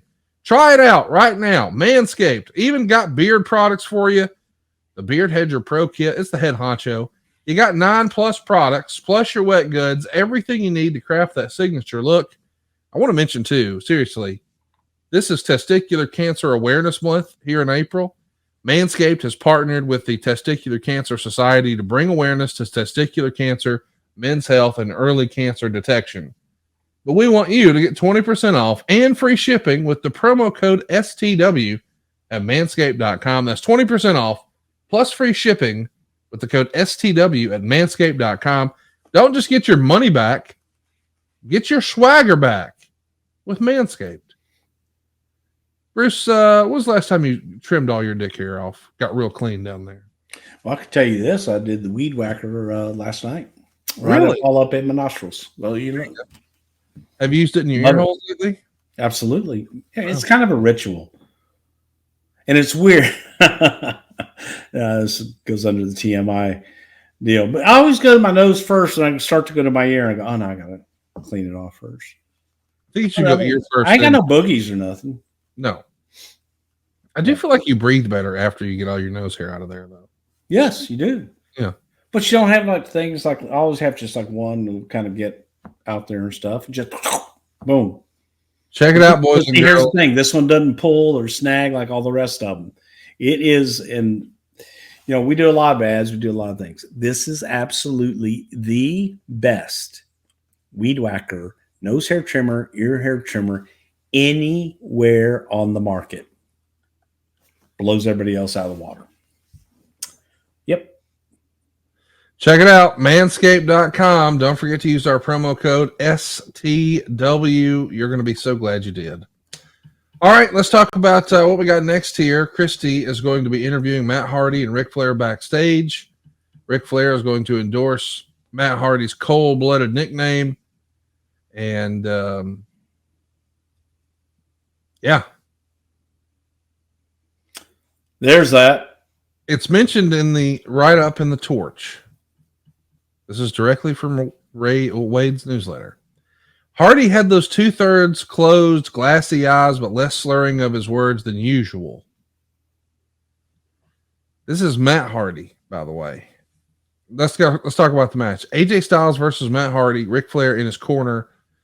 Flair's going to give Styles a crotch claw from ringside, which Taz cleverly calls a 5-on-2. That's pretty fun. More back and forth with Flair giving Hardy the advantage at 16 minutes. They got plenty of time in this one. Hardy hits a moonsault, which unfortunately lands on Styles' legs. Styles avoids a twist of hate. I guess it's a twist of hate here. And then Pele kicks Hardy off the second rope. And Styles then hits the spinal tap for the win, despite Flair trying to yank on the referee's arm. So it goes 18 minutes. And Wade would say Hardy kept up nicely and looked significantly more in cardio shape than when he first arrived. 3 stars. Man, AJ Styles was so good in this era. He's sort of like the franchise for TNA, but it does feel like at times he got lost in the shuffle. Is that just because he was in the same place for so long? Is that hard to do? Yeah, I think that AJ was just there forever, and that look, you can't be on top all the time. That's right. So you've got to reshuffle and redo, and just go take back, learn a new Holt. Holt. That's right. Next up, we got Mr. Anderson and Rob Van Dam. It's the #1 contender match. Yeah. Yep, that sure was. They would say not awful, but not good. No, it was not good. Back and forth match. Rob Van Dam setting the pace early. Anderson taking over with a more methodical approach. Decent pace leading to some ringside action at 12 minutes, which led to a flat double count out finish after a mic check on the ramp. Largely forgettable and plotting. Not awful, but not good. The finish knocks down the star rating to 1.25 stars. And Wade would write, Taz and Tenay acted totally dumbfounded about what to do now since there's no top contender for the title. And the crowd What do we do? The crowd starts chanting, restart the match, restart the match. And now, if we only knew then, we would have. Now it's time. Our main event. What time is it? The Torch would say hiring Jeff Hardy was always a risk. TNA's been a company willing to take risks to try to cash in on the star power generated by acquiring talent once featured in WWE and formerly WCW. On Sunday night, the fans were the victims of that risk. And one of the more bizarre and disappointing finishes to a pro wrestling pay-per-view event, Sting retained the TNA World title in a one-move match that mostly consisted of Hardy teasing, throwing his t-shirt to the crowd. Before the match, Eric Bischoff walked to the ring. He said plans were changing. Ostensibly, he came to the ring to announce that the match rules were changed to a no DQ. In the process of doing that, he had a private off-mic chat first with Hardy and second with Sting. It was apparent during those conversations that Bischoff changed the plans. The match was going to end with one move. Now, Vince Russo has said that Eric is the one who took the charge and went out to the ring to call it, to get TNA out of this situation.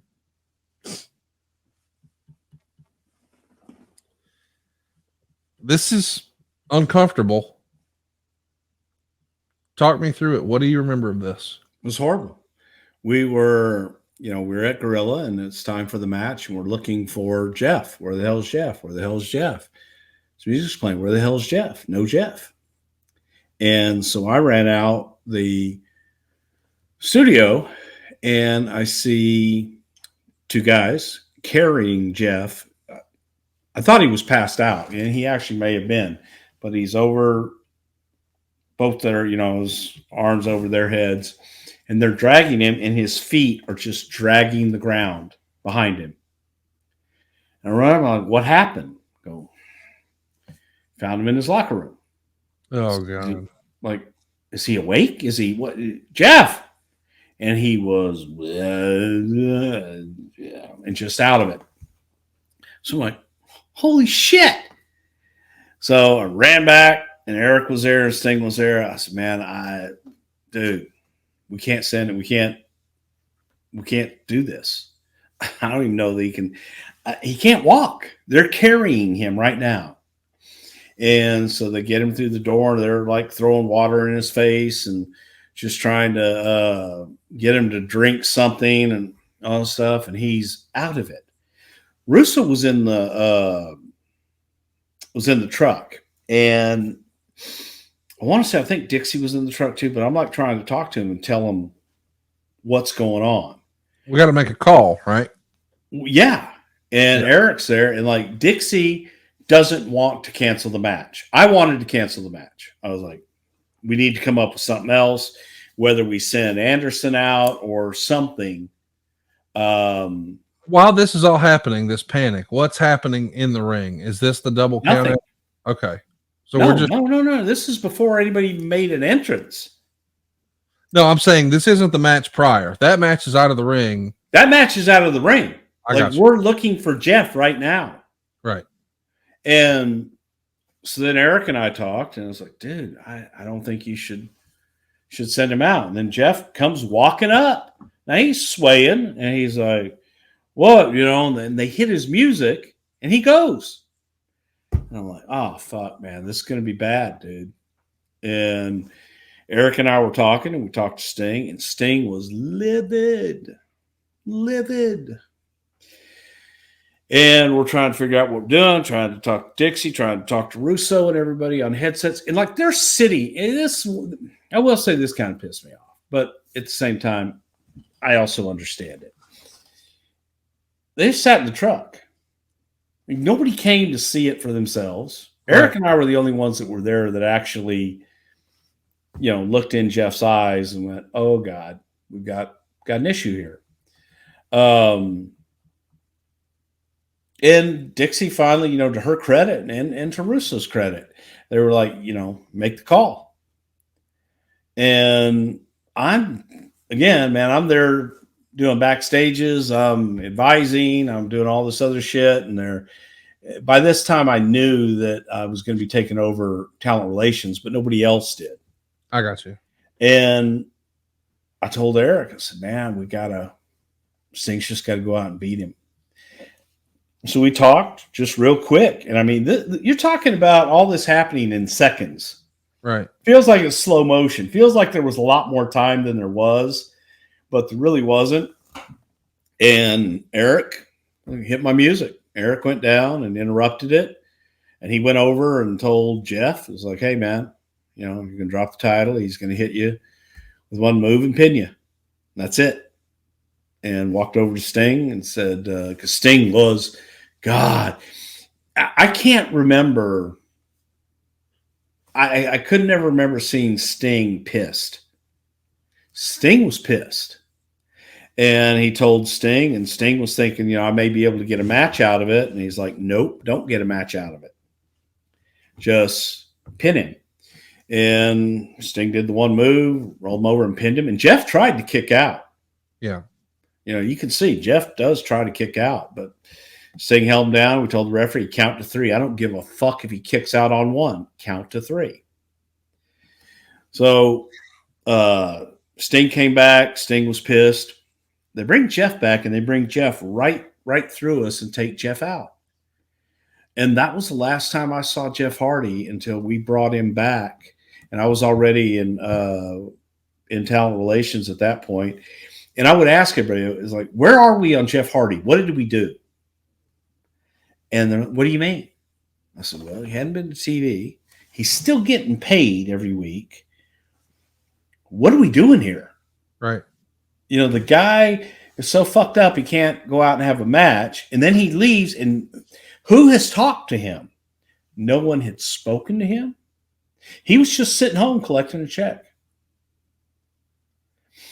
And so I had to have that wonderful, uncomfortable conversation. And you know, it was what it was. But that night was an embarrassing night to be in the business.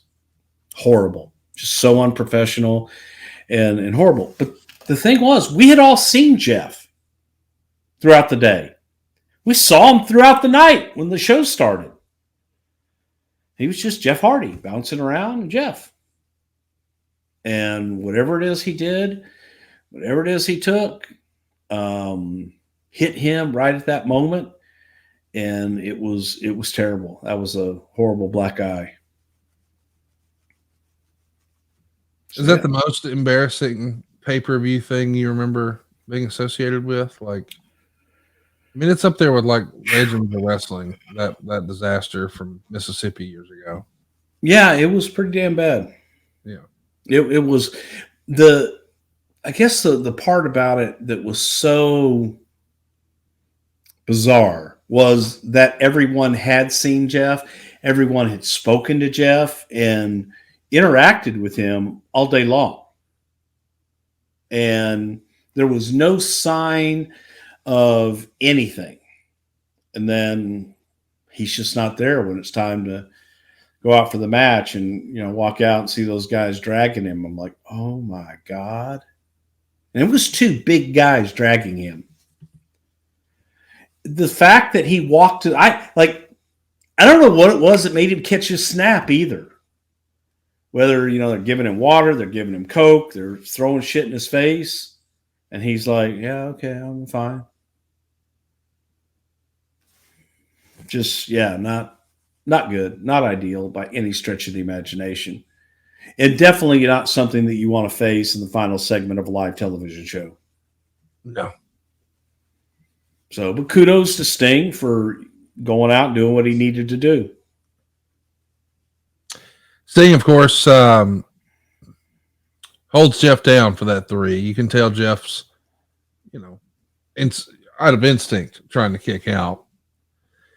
Then as he eases up the ramp, he being Sting, the crowd is shouting something that you can't quite make out, but Sting is basically saying he agrees. I'm sure. Yeah, they were chanting bullshit. Yes. They were chanting bullshit. And he says, yeah, you're right. I agree.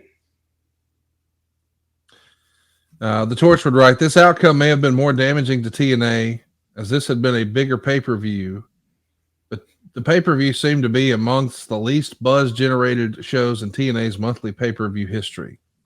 The lineup didn't come out until the very last edition of Impact, and the main storyline on Impact involved Jeff Jarrett and Kurt Angle, 2 wrestlers not even on the lineup. Of course, Angle's on the pay-per-view poster, and he's not even really a part of all this, but this was a disaster. I guess Wade's trying to find the silver lining and saying at least it wasn't a big pay-per-view. Obviously, there's never a good time for this to have happened.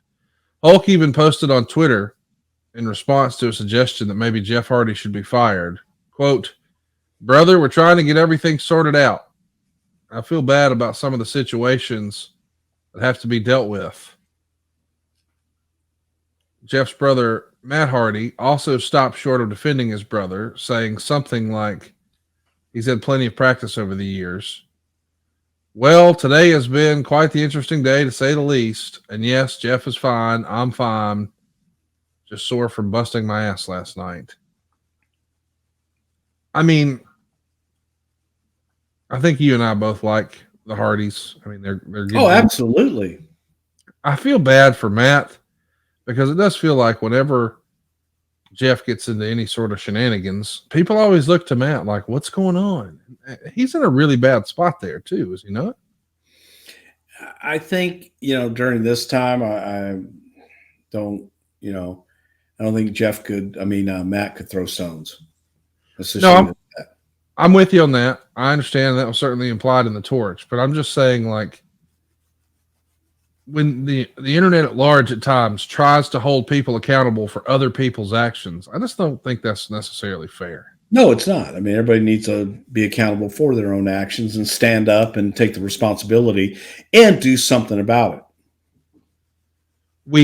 We've heard that Jeff was in a similar spot back at Final Resolution in December, where he was maybe not in the best physical condition to perform. Do you remember being around for that one? I don't recall him being out of it there, so didn't witness that one. Maybe some of that damn rumor and innuendo. Do you think, Jeff and I have talked a lot on his podcast, My World, about the phrase consumer confidence. Do you think this hurt some consumer confidence from the TNA pay-per-view buying public when they don't get a main event like this? Yes. Yeah. Very much so, because and the audience isn't stupid. Right. When they look at that and they go, something's not right here. They may not know exactly what it is, but there's a feeling, something's not right here. And you got to deal with that. So listen, we know that somebody is out behind your house right now, by the way. Let's go full screen on Bruce. Somebody's wandering around, and I think they're going to break in your home. I hope so. That's my dog and my wife. It was a burglar doing landscaping. I hope so. Oh, she's back doing a run in. There you go. This is Prichard's Something to Wrestle debut. I love it. Yep. Hey, so chat me up. Sting comes up the ramp. Fans are chanting bullshit. He says, I agree. When Sting gets into whatever TNA called their gorilla position, what's happening with Sting? What's that like? He's pissed, and we apologize, and Move on. Are you having conversations that evening with Dixie, with Jeff? Who are you, with Eric? Who are you talking to about all this back at the hotel? Oh God. I know I had conversations with Eric and with Russo, but beyond that, I don't recall. Is the conversation based around what do we do now? Like, do we take the belt off of him? Do we step away? Oh, Sting won the belt right there. Sting had the title. That wasn't a problem. The problem is getting him help. Okay, what do you do now? There was no policy in place. So it's mostly around how do we support Jeff, less about how do we repair the business stand. Right. Yeah. Yeah, you're more worried about the human being than anything. Like you can fix all that creative stuff. You can fix that. Yes. But if somebody has problems, you got to help them deal with that. At this point, you had been around for a lot of Jeff's ups and downs and challenges. Did you think this could have been the end? Like this could have meant the end of him in wrestling, or did you just know wrestling always finds a way? Well, you never really know. Yeah. So I just was, more than anything, disappointed and scared for him. That was it. With the benefit of hindsight, is anybody armchair quarterbacking and you got second guessing back at the hotel saying, damn it, we should have done, and you come up with another solution? Or did you not? No, because there wasn't that opportunity. I think, hindsight, boy, I wish somebody would have been with Jeff. Well, we're producing a television show. There's a lot of what ifs. Gosh, I wish he wouldn't have taken whatever the hell he took. But, that's, let's just go back to that. Right. That's what I wish. Right. I don't know what the hell, looking in the mirror, I don't know what the hell else I could have done that day or that evening to prevent that. Because I wasn't there when he ingested whatever he ingested. I just saw the effects. I know it didn't happen there, but hypothetically, if this had happened in WWE, how would it have been handled differently, do you think? It wouldn't have gone out. He never would have made it through that curtain. And that's not to say Jeff making it through the curtain was a disaster on our part. It was, we're sitting there talking about it, and he just goes. And it's like a kid, you're watching a little kid, and then next thing you know, they're on the Ferris wheel. Hi, Dad. There just wasn't a lot of time. So, what were you guys missing that WWE had that would have prevented it from going out? Just extra staff and personnel? I think that he just wouldn't have made it. He would not have made it through there. It's a different protocol. That there was, if there would even be the suspicion, wouldn't have made it that far. But the suspicion in TNA was allowed to exist, you're saying? I think that, there was a lot of people that would put their head in the sand. Right. Pretend it didn't happen. Just go, oh, well, they're having a bad day. Which they may be having a bad day. You still have to be professional. Do you think they're saying maybe having a bad day? You didn't say who that is, but I assume you're talking about Dixie. Do you think that's Dixie trying to give the benefit of the doubt? It's definitely Dixie trying to give the benefit of the doubt. But it's also, I got the feeling Russo didn't want to know. Dixie would stick her head in the sand and pretend it didn't happen. And I think that, a lot of times people, they didn't want to bring it up, because then if you bring it up, you have to deal with it. There wasn't really anybody there to deal with it, and history showed that, okay, bring it up. What's going to happen? Nothing. Okay, so I'm not even going to bring it up. That was the sentiment. That was the feeling. I see. Now, until it slaps you in the face the way this did, And they still didn't do anything for a long time. I mean, that's the part that dumbfounded me more than anything. Was whatever, 4 or 5 months later, nothing had been done.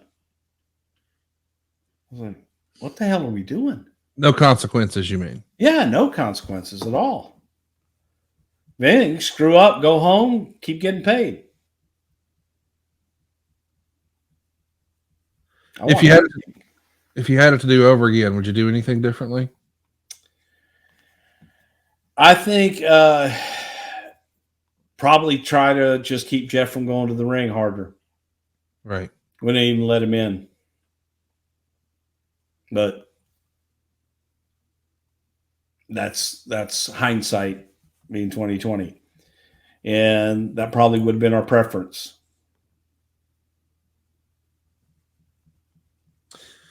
Umar on Twitter wants to know, Bruce, should Jeff Hardy have been fired? Yes. Yes, Jeff should have been fired.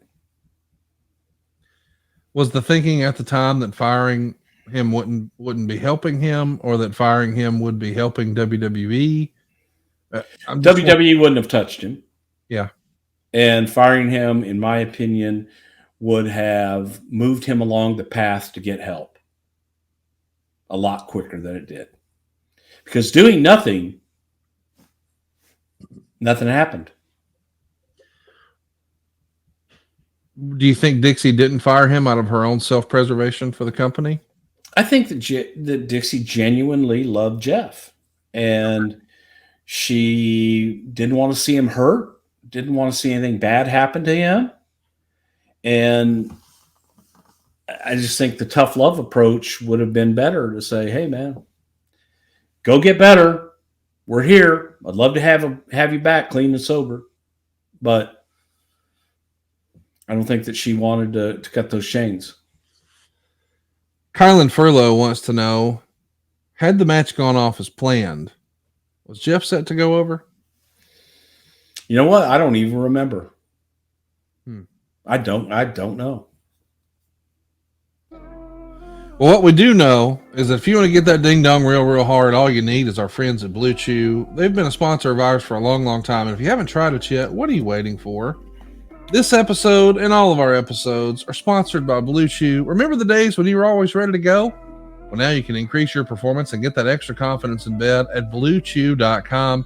It's a unique online service that delivers the same active ingredients as Viagra, Cialis, and Levitra, but in chewable form and at a fraction of the cost. Take them anytime, day or night, and the process is simple. Sign up at BlueChew.com, consult with one of their licensed medical providers, and once you're approved, you'll receive your prescription within days.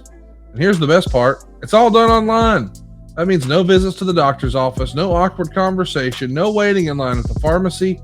And Blue Chew's tablets are made in the USA, prepared and shipped directly to your door, all in a discreet package. But there won't be anything discreet about your package. Blue Chew wants to help you have better sex. Discover your options at BlueChew.com. Chew it and do it. We got a special deal for our listeners. Try Blue Chew free when you use our promo code WRESTLE at checkout. Just pay the $5 shipping. That's BlueChew.com. The promo code is WRESTLE, and you'll receive your very first month free. Visit BlueChew.com for more details and important safety information. And we want to thank Blue Chew for sponsoring today's podcast and Bruce's Wiener. Big deal to have that wiener sponsored. You know. Next week, we're going to be talking about In Your House, Revenge of Taker. We're on the heels of WrestleMania 13. Undertaker is now the champion, and he's taking on Mankind for the WWF title. He's not even in the main event. Bret Hart and Steve Austin will face off. Plus, we'll see the debut of Rockabilly. That'll put some butts in seats. And LOD versus Owen and Bulldog and so much more. In the coming months, we're going to continue with our second Box of Gimmicks episode after the first one landed earlier this year. The John Cena story will continue. We'll be talking Umaga, Over the Edge 1998, Jacques Rougeau, Mr. America, and the long asked for, it's time, King of the Ring 1995. Get all these shows early and ad-free over at adfreeshows.com, including a fascinating interview we just did with Jim Johnston. You almost never hear from him. Now you get to hear the man behind the themes, some of the most iconic themes in wrestling history, Undertaker, Stone Cold, Ultimate Warrior, and so many more. All available now at adfreeshows.com. By the way, if your business targets men 25 to 54 years old, buddy, we got them. No better place to advertise than right here on Something to Wrestle with Bruce Prichard. You've heard some of the ads over and over and over. You know why? Because they work. With our super targeted audience, there's very little waste. Go right now to advertisewithbruce.com and learn more about advertising here on the program. Love to have your interactions on social. We're at Prichard Show on Twitter and Instagram. You can find us on Facebook at Something to Wrestle. You can also check us out on YouTube. And if you've been missing out, you've been missing a lot. We've got some really fun stuff in store that we've been digging up, going through the archives that feels a little fun. It's somethingtowrestle.com. Go check it out. You're going to like it. And you're going to like all the stuff we've got over at boxofgimmicks.com or somethingtowrestleshirts.com. How about feeling Brucey? How about that? Love will keep us together. The Something to Wrestle shirt. It's Ding Dong Time. Dave Silva's favorite. He loves Ding Dong Time. And of course, Whiz Awful His House, a favorite amongst all the Armstrongs. All available now. Somethingtowrestleshirts.com. Bruce, I didn't know what to expect today. Talking about a little TNA action, but this was fun.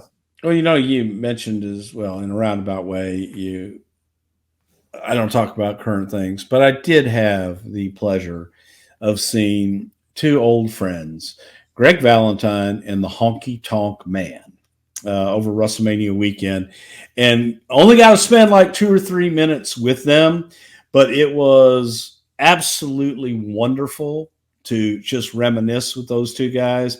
They both are listeners of the show, big fans, and I love them both. And it just, when you get to connect and reconnect with guys that you've been through the wars with, like Greg and Honky, it just made me feel great. It really did, to talk to those guys, two wonderful guys. And hats off to both Greg and Honky, and thank you for the time, because two great Hall of Famers. It was just a lot of fun. It was a lot of fun, and I appreciate the time today, and I'm looking forward to doing it again next week right here, talking Revenge of Taker on Something to Wrestle with Bruce Prichard. Rock on. Hey guys, Tony Schiavone. Need to call a timeout real quick. Wanted to tell your listeners what I've been telling What Happened When listeners for a while now about all the cool things happening over on adfreeshows.com. Jim Johnston created the soundtrack for generations of WWE fans with some of the most iconic themes in history. Jim sits down with Conrad to take us behind some of those classic themes, including The Ultimate Warrior. And then I recorded that. And then just over that, you're just doing...